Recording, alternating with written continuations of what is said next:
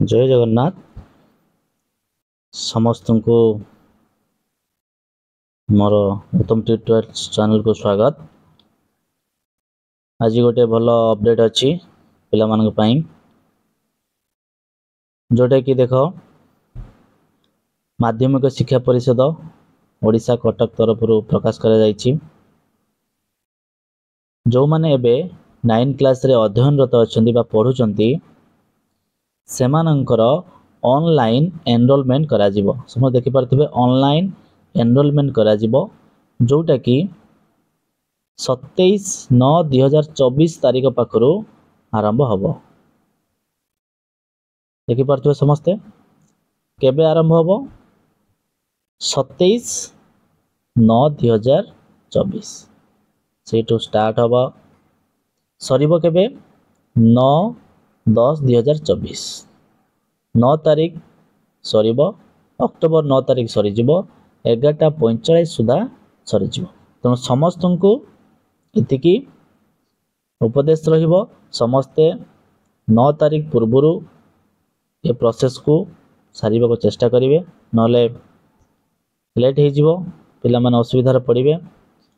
जो माने करि परिबे नाही से मानक पई बहुत बड़ असुविधा हबो। से माने दशम रे जो बोर्ड परीक्षा सेटा को देई परिबे नाही। तो ये गला पूरा इन्फॉर्मेशन जोटा कि आउ थरे कहि रखुची नवम श्रेणी पिला मानकर फॉर्म फिलअप जोटा कहंती आरंभ हे जिवो 27 तारीख आरंभ हे गला सरीबो केबे अक्टोबर 9 तारीख रे सरीबो। केते कोन खर्च हबो तो सेटा टिके देखि दबा।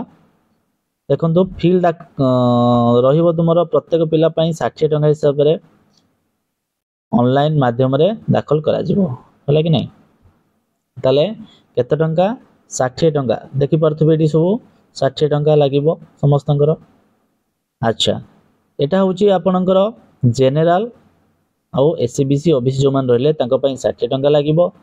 आउ जो एससी एसटी रहिले एससी एसटी को पई मोर फ्री एससी एसटी को पई पैसा लागिबो नाही। आउ थरे कहूची जो माने जनरल रहिले ता सहित एससी ओबीसी आउ एससीबीसी जनरल कहंतु बा ओबीसी कहंतु बा एससीबीसी जो मान रहिले सेमानंक पई 60 टंका लागिबो।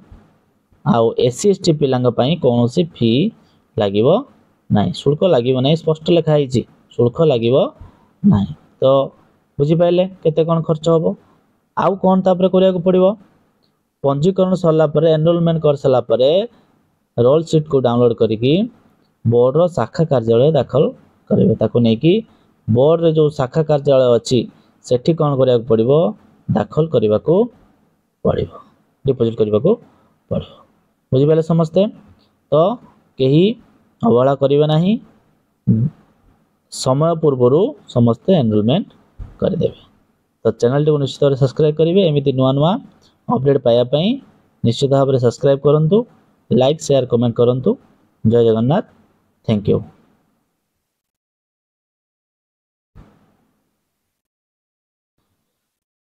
देखंतु केमिति अप्लाई करिवे बोर्ड रो अछि वेबसाइट अछि ऑफिशियल वेबसाइट जोटे देखंतु एडा www.bscodisha.ac.in एई साइट को जाई कि तो एनरोलमेंट करबा को पड़िबो। तारो स्टेप बाय स्टेप केमिति करिवे ए वेबसाइट रे उपलब्ध अछि ताको डाउनलोड करिकि देखि देबे केमिति आपण माने ताको एनरोलमेंट करिवे। तो एई साइट को मन रखिबे एई साइट रे जाई कि एनरोलमेंट करिवे। आउ थरे साइट कहि दउची www.bscodisha.ac.in बुझि पाले।